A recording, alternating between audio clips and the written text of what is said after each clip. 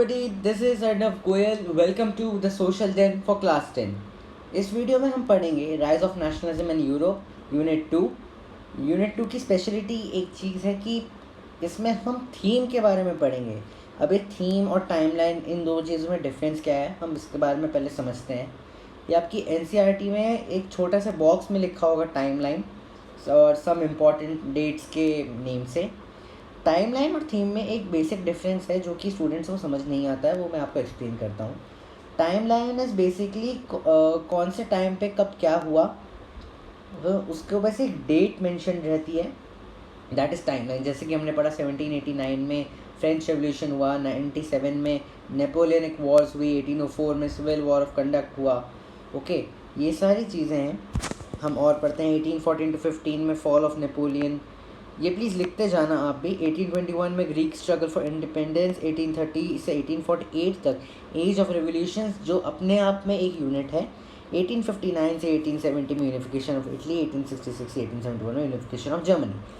Timeline तो समझ गए, बट थीम क्या होता है? थीम इज़ बेसिकली कि अब हमने जैसे इन्वेट करा, इन्वेट किन को करा, किस तरीके के लोग थे। इट्स लाइक जैसे कोई मूवी देखते हो, मूवी में मान लो अगर हीरो विलन होता है तो विलन की पुरानी कहानी कि विलन के टाइम पे क्या क्या हुआ, उसको कौन से प्रॉब्लम्स फेस करे, उसके आसपास के लोग कैसे थे। तो ये जो लोग कैसे थे, किस तरीके के लोग थे, दैट इज़ थीम। जैसे एरिस्टोक्रेट्स थे, एरिस्टोक्रेट्स कौन थे? राजा महाराजा। मिडिल क्लास मैन थे, लिबरल नेशनलिस्ट थे, ये किस तरीके के लोग थे। टाइमलाइन अलग चीज़ है कि हमने सीधा सीधा इन्वेट करा, कब करा, वो है। थीम इज़ बेसिकली किन को करा, इन्वेड, किस तरीके के लोग थे, उस टाइप की आइडियोलॉजी क्या थी, आइडियाज़ क्या थे, कंजर्वेटिज्म, फीमेल एलिगरी, ये सब एक अलग तरह की थीम है। So let's start the making of nationalism in Europe. If you look at the map of 18th century Europe, you will find that there was no nation states as we know them today. तो अगर 18th century के Europe में आपको देखोगे ना, तो आज के तरह आपको जर्मन वर्मन नहीं दिखेगा। जर्मन, रशिया, इतने अच्छे सारे की सारी कंट्रीज़ नहीं दिखेगी। पहले बहुत ज़्यादा कंट्रीज़ हुआ करती थी, अलग अलग स्टेट्स हुआ करते थे। जैसे कि इंडिया में, पहले इंडिया यूनिफाइड इंडिया नहीं था। इंडिया अच्छे से यूनिफाइड इंडिया 1947 में ही बना था, उससे पहले सब अलग अलग थे, ये हम जानते हैं। What we know today as Germany, Italy and Switzerland were divided into kingdoms, duchies and cantons whose rulers had their autonomous territories. वही बात हुई है, जैसे जर्मनी किंगडम था, इटली डचीज़ में थी, वही छोटे छोटे राज्य थे ये, जहाँ पे रूलर्स अपने टेरिटरीज पे रूल करा करते थे।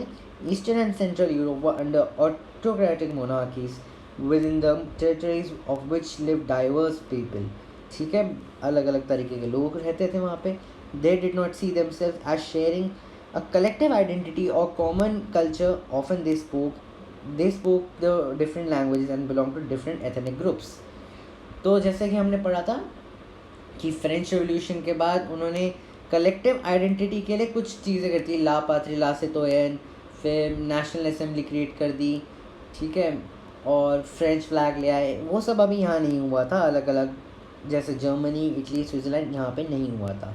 ओके, डिफरेंट एम्पायर्स थे, उनके बारे में हम पढ़ेंगे। The Habsburg empire that ruled over Austria Hungary for example was a patchwork of many different regions. Patchwork of many different regions मतलब हैब्सबर्ग एम्पायर जो था, ऑस्ट्रेलिया और हंगरी, बेसिकली क्या होता था, छोटे छोटे राज्य होते थे, छोटे छोटे राज्य को कैप्चर करते थे और वो अपने आप में एक एम्पायर बन गया था। ठीक है, it included the Alpine region, TASB मतलब Tyrol, Austria, Sudetenland and Bohemia. ये TASB में एक लर्निंग टेक्निक है। TASB से याद रखो, Tyrol, Austria, Sudetenland and Bohemia, where the aristocracy was predominantly German speaking. Aristocracy कौन से लोग हैं? राजा महाराजा। तो यानी कि बोहेमिया में जर्मन स्पीकिंग थी। देखो, एक MCQ बन जाता है कि where was the aristocracy predominantly German speaking? Bohemia is the answer.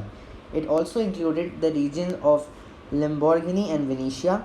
In Hungary half of the population spoke Magyar and other half spoke variety of dialects. यहाँ से MCQ ज़रूर बनेगा एक कि मैग्यार कहाँ बोली जाती थी, half of the population used to speak Magyar, in Hungary. In Galicia, the aristocracy spoke Polish.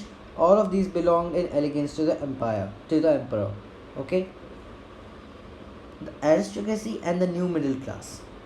अब एरिस्टोक्रेसी क्या है हम अच्छे से अब पढ़ेंगे. Socially and politically a landed aristocracy was the dominant class on the continent. समझ गए इस बात को? जो डोमिनेट करती थी वही राजा महाराजा. The members of this class were united by a common way of life that across the region. ये रीजन है,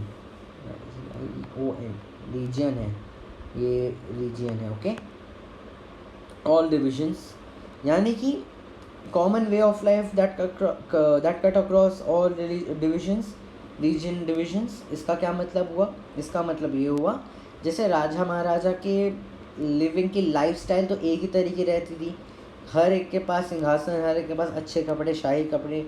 तो they were united by common way of life, common lifestyle, common way of life that cut across regional divisions. Regional divisions मतलब कि हर एक राजा महाराजा के पास अपनी अपनी territory होती थी, अपना अपना रीजन होता था. तो रीजनली वो डिवाइडेड थे लेकिन लाइफस्टाइल उनकी सेम थी.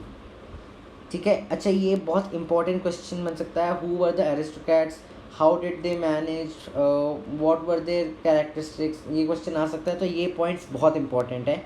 ठीक है, इंपॉर्टेंट क्वेश्चन बन सकता है, आएगा ही आएगा. ठीक है. They own estates in the countryside and also town houses. Okay, तो वो क्या करते थे? एस्टेट इन कंट्री साइड को ओन करते थे. They spoke French for the purpose of diplomacy and in high society. Their families were often connected by the ties of marriage. Obviously, राजा अपनी बेटी एक राजा के हाथ में ही देगा. That's very common in old times. Their families were often connected by the ties of marriage. ये बात समझ गए होंगे तुम. This powerful aristocracy was, however, numerically a smaller group. तो राजा महाराजा की पूरी फैमिली बहुत बड़ी तो नहीं होगी कि इतनी की सारी पॉपुलेशन ही वो घेर ले, ऐसा तो नहीं होता. वो न्यूमेरिकली स्मॉलर ग्रुप में थे. ठीक है. तो 1 2 3 4 5 6 पॉइंट्स हैं. तो यानी कि अगर 5 मार्कर भी बन गया तो तुम 5 पॉइंट तो लिख ही सकते हो. सिंपल चीज़ है. दे spoke French for the purpose of diplomacy, own states, division, common way of life से कनेक्टेड थे, यूनाइटेड थे. Politically they were dominant class on the continent, numerically a smaller group, connected ties of marriage. इस चीज़ को समझ गए. But अब majority population किससे बनती थी? मेजॉरिटी पॉपुलेशन बनती थी पीजेंट्स से. ठीक है. To the west the bulk of the land was farm by tenants and small owners, while eastern and central Europe the pattern of land holding was characterized by vast estates which were cultivated by serf. Serf मैंने पिछले video में आपको बताया था कि Surf कौन होते थे. ठीक है. तो अगर ये यूरोप है फॉर एन एग्जाम्पल, तो यहाँ पे क्या होता था? यहाँ पे छोटे छोटे फार्मर्स होते थे और यहाँ पे सेंट्रल यूरोप में लैंड होल्डिंग हुआ करती थी, काइंड ऑफ. ओके. अब इंडस्ट्रियलाइजेशन मेड अ चेंज. पहली बात, इंडस्ट्रियलाइजेशन क्या है? जब इंडस्ट्रीज़ डेवलप हुई तो उससे क्या हुआ? इंडस्ट्रीज़ डेवलप हुई तो 4 लोगों को नौकरी मिली. 4 लोगों को नौकरी मिली तो पैसा आया, घर में पैसा आया. तो क्या हुआ? तो जब घर में पैसा आ जाता है तो वो ऑब्वियसली अपने बच्चों के लिए या फिर अपनी फैमिली पे ज़्यादा पैसा देंगे. उससे क्या होगा? काइंड ऑफ एजुकेशन के लिए भेजेंगे. एजुकेशन से क्या होगा? आप समझोगे, उससे आइडियाज़ डेवलप होंगे. एजुकेशन से होगा तो बिजनेस आएगा, सब कुछ पैसा आएगा. तो इंडस्ट्रियलाइजेशन ने बेसिकली एम्प्लॉयमेंट इंक्रीज़ कर दी थी. तो इंडस्ट्रियलाइजेशन मेड चेंज, इस पार्ट को पढ़ते हैं. इसको क्वेश्चन आ सकता है, how did industrialization make an impact, what was the impact of industrialization. Question घुमा के आ सकता है लेकिन बात वही रहेगी. In western parts of central Europe the growth of industrialization and trade meant the growth of towns and the emergence of commercial classes whose existence was based on production for the market. Basic सी चीज़ है जो मैंने अभी आपको बताया. Industrialisation हुई, 4 लोगों के पास पैसा आया, 4 लोगों के पास नौकरी आई, 4 लोगों के पास पैसा आया. फिर क्या हुआ? इससे क्या हुआ? Growth of towns and emergence of commercial classes. ठीक है. Industrialization began in England and in second half of the 18th century, but in France and parts of Germany state it occurred only during the 19th century. Its wake, new social groups came into existence, being being a working class population and a middle class made up of industrialists, businessmen and professionals. ठीक है, इसमें क्या हुआ था, नए social groups आए. Social groups में कौन कौन थे, मिडिल क्लास थे, इंडस्ट्रियलिस्ट. मिडिल क्लास में कौन कौन था, इंडस्ट्रियलिस्ट, बिजनेसमैन एंड प्रोफेशनल्स. ठीक है. In Central and Eastern Europe, these groups were smaller in number till 19th century. It was among the educated liberal middle class that ideas of national unity following the abolition of aristocratic privileges gained popularity. इसका क्या मतलब हुआ, इसका मतलब ये हुआ, अब education पाई तो इन्होंने लिबर्टी को समझा, इन्होंने नेशनलिस्ट फीलिंग्स को समझा, तो अब नेशनल यूनिटी के आइडियाज़ इमर्ज होने लगे. तो abolition of aristocratic privileges, aristocrats भी वही राजा महाराजा, उन लोगों के पास जो लोग डोमिनेट करते थे अब उनको हटाना है. ठीक है, अब हमें उनको हटाना है. What did liberal nationalism stand for? Ideas of national unity in early 19th century Europe were closely allied to the ideology of liberalism. The term liberalism derives from the Latin root liber, meaning free. तो liberalism कहाँ से आता है? Liberalism क्या है? Liberalism is basically for the new middle classes. Liberalism stood for freedom for individual and equality for all before the law. ठीक है, liberalism आता है Latin word liber से. liber का meaning free. ठीक है, और मिडिल क्लास के लिबरलिज्म का क्या मीनिंग होता था कि freedom for individual and equality for all before the law. इसका यही मतलब होता था. ठीक है, पॉलिटिकली और इकोनॉमिकली अलग अलग मीनिंग होते थे. यहाँ पे लिख देता हूँ, पॉलिटिकली और इकोनॉमिकली अलग अलग मीनिंग है लिबरलिज्म के, जिसके बारे में हम पढ़ेंगे अभी.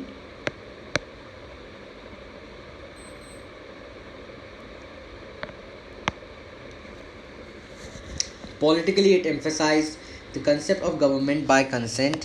ठीक है, ये बहुत ही इम्पॉर्टेंट क्वेश्चन है. जैसे कि क्वेश्चन आ सकता है कि what was the meaning of liberalism by political status, how was liberalism politically taken by the people. ठीक है, it emphasized the concept of government by consent. Since the French Revolution, liberalism had stood for autocracy and clerical privileges, a constitution and representative government through parliament. So basically liberalism autocracy के against stood होता था. ठीक है, French revolution से लेके and तक. तो इसको पॉइंट को सिंपली लिखना है तो ऐसे लिख सकते हो, it stood against the autocratic privileges. ऐसे लिख दो simple. 19th century liberals also stressed on inviolability of private property. Yet equality before law did not necessarily stand for universal suffrage. You will recall that in revolutionary France, which marked at the first political experiment in liberal democracy, the right to vote and to get elected was granted exclusively to property owning men. जो मैंने आपको पिछले unit में बताया था, सिर्फ property owning man को right मिलता था. तो ये भी दोगले थे एक नंबर के. Yet equality before law did not necessary stand for universal suffrage. Universal suffrage मतलब सबको इक्वल वोटिंग राइट्स मिलेंगे, वन पर्सन वन वोट वाला कंसेप्ट नहीं था अभी भी. ठीक है, जबकि गवर्नमेंट बाय कंसेंट थी तब भी नहीं हुआ था. Men without property and all women were excluded from political rights. Only for a brief period under the Jacobins did all adult males enjoy suffrage. However, the Napoleonic Code went back to limited suffrage and reduced women to the status of minor, subject to authority of fathers and husbands. ठीक है, simple. तो इसमें अगर आया question आएगा कैसे कि politically liberalism क्या था, what was liberalism in politics. तो सिंपल सी चीज़ें, 4 चीज़ें लिखनी है तुम्हें. The concept of it emphasise the concept of government by consent, stood against autocratic privileges, in equality before law was not necessarily stand for universal suffrage, men without property and all women were excluded from political rights. Throughout the ये 4 point लिखे. Throughout the 19th century and early 20th century, women and non-property men organized opposition movements demanding equal political rights. Liberalism in economic sphere. अब हमने political sphere में तो पढ़ लिया, अब economical sphere में liberalism क्या है. ठीक है, economic sphere, liberalism stood for the freedom of markets and abolition of state imposed restrictions on the movement of goods and Capitals. तो पहले क्या होता था ना कि जैसे मान लो ये एक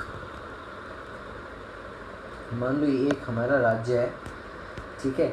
अब किसी को यहाँ से यहाँ जाना है, फिर कोई यहाँ जाना है, किसी को यहाँ जाना है, ठीक है। तो यहाँ पे अलग अलग जगह टैक्स, यहाँ पे आप आगे नहीं जा सकते, ऐसे कैपिटल को मना कर देते थे कैपिटल और गुड्स को लेके जाने के लिए। तो इन लोगों को क्या चाहिए था, बस फ्रीडम ऑफ मार्केट्स चाहिए। फ्रीडम ऑफ मार्केट्स से क्या होगा, इनके टैक्स बचेंगे तो इनके पास पैसा आएगा, और पैसा तो फिर ज़रूरी है। Napoleon's administrative measures had created out of countless small principalities of a confederation of 39 states. Each of these possessed its own currency and weights and measures. Napoleon ने क्या करा, अब इतनी सारी टेरिटरीज कैप्चर कर ली, तो हर एक की करेंसी अलग थी, हर एक के यहाँ वेट्स एंड मेजर्स अलग थे। ऑल दो हमने पढ़ा था कि फ्रेंच रेवोल्यूशन के बाद क्या हुआ था, सेंट्रल एडमिनिस्ट्रेटिव सिस्टम को पुट करा गया था, जहाँ पे इक्वल वेट्स एंड मेजर्स थे। वही चीज़ यहाँ पे करने की कोशिश करेंगे, ठीक है। Such conditions were viewed as an obstacle to economic exchange and growth by the new economical classes who argued for the creation of unified economic territory, allowing the unhindered moving of goods, people and capital. तो unified economic territory क्या है, allowing the unhindered moving of goods, people and capital. अगर liberalism in economic sphere का meaning ये है कि allowing the unhindered movement of goods, people and capital. It is a very very important point. Please mark this one. In 1834, a custom union or Zollverein was formed at the initiative of Prussia and joined by the most German states, ठीक है। अब 1834 में क्या होता है, एक custom union जिसका नाम ज़ोल्वेरिन था, वुल्वरिन कोई भी नहीं बोलेगा, Zollverein was formed at the initiative of Prussia. Prussia मतलब पहले जर्मनी, मतलब जर्मनी पहले प्रुशिया था। प्रुशिया ने जब रेवोल्यूशन और यूनिफिकेशन करा तब वो जर्मनी बना था, ओके। तो प्रुशिया और रशिया में सेम मत ले लेना, दो अलग अलग कंट्रीज़ हैं। joined most of the German states, ठीक है। The union abolished tariff barriers and reduced the number of currencies from over 30 to 2, ठीक है। तारीफ बैरियर्स को हटाया गया, जो भी ट्रम्प उस पर लगा रहा है kind of, over 30 to 2, reduce the number of currencies from over 30 to 2. This is also an important point. The creation of network railways further stimulated mobility, harnessing economic interest of national unification. A wave of economic nationalism strengthened the wider nationalist sentiment growing at that time. तो liberal nationalism से भी nationalism की feelings को emerge करी, क्योंकि सबको equal rights मिल गए, ठीक है। अगर क्वेश्चन आया कि व्हाट इज़ लिबरल नेशनलिज्म, आपको सिर्फ 4 पॉइंट लिखने हैं कि freedom of markets, abolition of state imposed restrictions, ठीक है।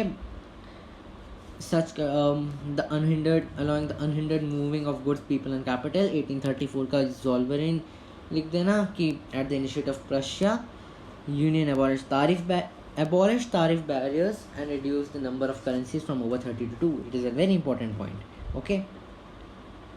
अब हमने लिबरल नेशनलिस्ट के बारे में पढ़ लिया। लिबरल्स कौन थे, हमने अभी तक दो टाइप ऑफ लोगों के बारे में पढ़ लिया, एरिस्टोक्रेट्स और लिबरल नेशनलिस्ट। लिबरल नेशनलिस्ट के बारे में पढ़ लिया क्योंकि लिबरलिज्म आइडियोलॉजी थी, तो जो लोग लिबरलिज्म को फॉलो करते थे दे वर लिबरल नेशनलिस्ट। आपको लिबरलिज्म को एक्सप्लेन करना होगा। एरिस्टोक्रेट्स के बारे में हमने पढ़ लिया। अब हम पढ़ते हैं न्यू कंजर्वेटिज्म, यानी कंजर्वेटिव्स के बारे में पढ़ेंगे आफ्टर 1815। कंजर्वेटिव्स वही थे जो हमने फ्रेंच रिवॉल्यूशन में पढ़ा था पिछले साल क्लास 9 में, एग्जैक्टली वही है। Following the defeat of Napoleon in 1815, Napoleon को पलटा दिया था इन लोगों ने। European governments were driven by spirit of conservatism. Conservatives believe that established traditions, institutions of state and society like the monarchy of the church, social hierarchies, property and the family should be preserved, ठीक है। Conservatives ये believe करते थे establish tradition, institution, social hierarchies, property, monarchy, the churches, इन सबको preserve करना चाहिए। Most conservatives however did not propose a return to the society of pre revolutionary days, यानी कि कंजर्वेटिव्स अब प्री रेवोल्यूशनरी डेज यानी कि 1789 के पहले का दौर, उसको वापस नहीं लेके आना चाहते थे. Rather, they realized from the changes initiated by Napoleon, the modernization could in fact strengthen the traditional institutions like the monarchy. इसका मतलब अगर आप लोगों को वो दे दोगे कि जो लोग चाहते हैं, तो ऑब्वियसली अपने आप गवर्नमेंट हैंडल कर लेगी. ये बात समझ गए? It could make the state power more effective and strong, a modern army, an efficient bureaucracy, a dynamic economy, the abolition of feudalism and serfdom could strengthen the autocratic monarchies of Europe. ठीक है, समझे इस बात को? In 1815, representatives of European powers, Britain, Russia, Prussia, and Austria, who had collectively defeated Napoleon, met at the Vienna to draw up a settlement of Europe. तो 1815 में क्या हुआ था? 4 यूरोपियन पावर्स थे, Britain, Russia, Prussia and Austria. PRAB से आप याद कर सकते हो उसको, PRAB प्रब. ठीक है, तो Prussia, Russia, Austria and Britain, in 4 countries ने मिलके 1815 में इसको नेपोलियन को पलटा दिया था, हरा दिया था. और वियना, जो कि एक यूरोप में जगह है, ऑस्ट्रिया में जगह है, वहाँ पे एक सेटलमेंट ड्रॉ करी थी कि किसके पास कितने कितने पोर्शंस जाएंगे वगैरह वगैरह, जो डिस्कस करते हैं. The Congress was hosted by the Australian Chancellor Duke Metternich, very important name, पूरे चैप्टर में नाम बार बार आएगा. The delegates drew up the Treaty of Vienna of 1815 with the object of undoing most of changes that come about in Europe during the Napoleonic Wars. The Bourbon dynasty, which had been deposed during the French, ये देखो अब Treaty of Vienna के changes हैं. ये है हमारे Treaty of Vienna 1815. ठीक है, ट्रीटी ऑफ वियना में 3 मेजर चीज़ें हुई थी. Bourbon dynasty which had been depose during the French Revolution, जो आपको याद होगा कि पहले बॉर्बन डायनेस्टी थी फ्रेंच रिवोल्यूशन के टाइम पे, उसको हरा दिया था. Was now restored to power, come back हो गया. ठीक है, France lost its territories it had annex under Napoleon. जो भी टेरिटरीज नेपोलियन के अंडर फ्रांस ने जीती थी वो सारी हार गए. Now France lost its territories it had annexed under Napoleon. A series of states were set up on the boundaries of France to prevent French expansion in future. तो France की boundaries पे ना छोटे छोटे स्टेट्स लगाती थी, जिससे कि फर्दर एक्सपेंशन ना हो फ्यूचर में. ओके, वो मेजर 3 पॉइंट्स. अगर 3 मार्क का क्वेश्चन आता है, what was the treaty of Vienna, what was the changes made in the treaty of Vienna, तो ये 3 मार्कर में आया, तो ये 3 पॉइंट्स लिखने हैं आपको. अगर थोड़ा ज़्यादा आ गया तो इनमें से कोई 2 पॉइंट लिख देना. वैसे 5 मार्क का ट्रीटी ऑफ वियना यूजुअली आता नहीं है, और आता भी है तो पहला पॉइंट तुम ऐसे लिख सकते हो, Prussia, Russia and Austria, Britain defeated Napoleon in 1815, had a treaty of Vienna. Congress was held by Australian Chancellor Duke Metternich. ऐसे स्टार्ट कर सकते हो आप. Thus, the Kingdom of Netherlands, which included the Belgium, was set up in north, and Genoa was added to the Pyramid of south. Prussia was given important new territories on its western frontiers, while Austria was given control of northern Italy. तो Australia को northern Italy का control दे दिया, थोड़ी सी important territories Prussia को दे दी waste में, western frontier में. यानी कि देखो, वेस्ट में प्रुशिया को दी, नॉर्थ में ऑस्ट्रिया को दी.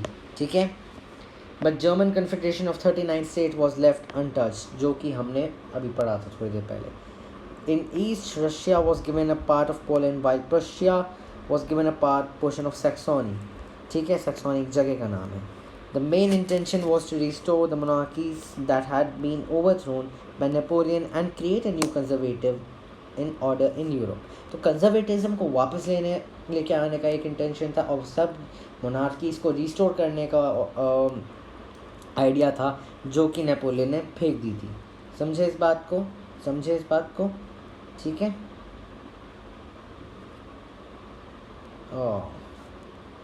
Hello everyone.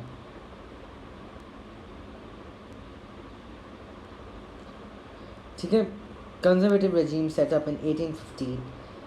कंजर्वेटिव रेजिम्स क्या थी? कंजर्वेटिव रेजिम्स मतलब कंजर्वेटिव लॉज, जो उन्होंने लॉज बनाए थे लोगों के लिए बेसिकली. ठीक है, conservative regimes were set up in 1815 were autocratic They did not operate criticism and dissent, and sought to curb activities that question the legitimacy of autocratic governments. तो basically वो criticism को नहीं झेलते थे. उन्होंने क्या करा था, उन्होंने curb activities मतलब they were demolishing those activities that question the legitimacy of autocratic governments. Most of them imposed censorship laws to control what was said in newspaper, books, plays and songs, and reflected the ideas of liberty and freedom associated with the French Revolution. ठीक है, तो इसमें क्या हुआ, censorship laws लगाए गए. Censorship laws किसने लगाए, कंजर्वेटिव्स ने लगाए. कब लगाए, आफ्टर द 1815. ठीक है. What was said in newspaper, books, place. तो न्यूज़पेपर में अगर कुछ प्रिंट हुआ जो कि नेशनलिस्ट फीलिंग्स को एनहांस करता है, उसको बंद करवा दिया. बुक्स में कुछ हुआ तो बंद करा दिया. Plays, songs reflected the ideas of liberty and freedom associated with the French Revolution were now censored. Okay, ठीक है. सेंसरशिप लॉज कंजर्वेटिव रेजिम का सबसे इम्पॉर्टेंट पार्ट. ये वाला क्वेश्चन वैसे यूजुअली आता नहीं है, लेकिन अगर 2-3 मार्क में आ गया तो लिख देना please. The memory of French Revolution nonetheless continued to inspire the liberal one. One of the major issues taken by liberal nationalists who criticized the new conservative order was freedom of press. ठीक है. तो अब वही बात है कि French revolution के बाद ना, एक बार आपने रेवोल्यूशन का वो टेस्ट चख लिया तो सबको वो टेस्ट चाहिए ही चाहिए था. अब हम इसके लास्ट टॉपिक पे आ गए यूनिट के. बहुत बड़ी यूनिट थी ये, द रेवोल्यूशनरीज. हमने कौन कौन से पढ़े अभी तक, एरिस्टोक्रेट्स. ए से एरिस्टोक्रेट्स, रेड से बनाते हैं इसको. चलो, हमने पढ़ा एरिस्टोक्रेट्स के बारे में पढ़ा, उसके बाद हमने लिबरल्स के बारे में पढ़ा, उसके बाद हमने कंजर्वेटिव्स के बारे में पढ़ा. अब हम पढ़ेंगे रेवोल्यूशनरीज के बारे में. तो ये 4 तरीके के लोग हैं, याद रखो. जो कहानी शुरू हुई थी हमारी 1789 से, फ्रेंच रेवोल्यूशन से. 1797 में नेपोलियनिक वॉर जो रेवोल्यूशनरी वॉर्स. 1804 में कोड ऑफ कंडक्ट. 1815 में नेपोलियन का टाइम ख़त्म हो गया, उसको हरा दिया 4 देशों ने. ठीक है, ये आपकी टाइम लाइन चल रही है. अब इस बीच में हमने जो भी तरह के बहुत सारे तरीके के लोग थे, वो थे aristocrats, liberal nationalist, conservatives and the revolutionaries. Revolutionaries के बारे में हम पढ़ेंगे. प्लीज़ कंफ्यूज मत होना. अब टाइमलाइन और थीम को मिक्स मत करना, 2 अलग अलग चीज़ें हैं.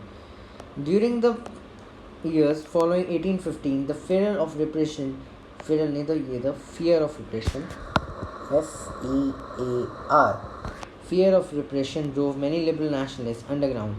ठीक है, तो रिप्रेशन का जो ये डर था, अंडरग्राउंड होने का टाइम आ गया था रेवोल्यूशनरीज का. रेवोल्यूशनरीज वही जो रेवोल्यूशन लेकर आते हैं. ठीक है. Secret society sprang up in many European states to train revolutionaries and spread the ideas to be revolutionary.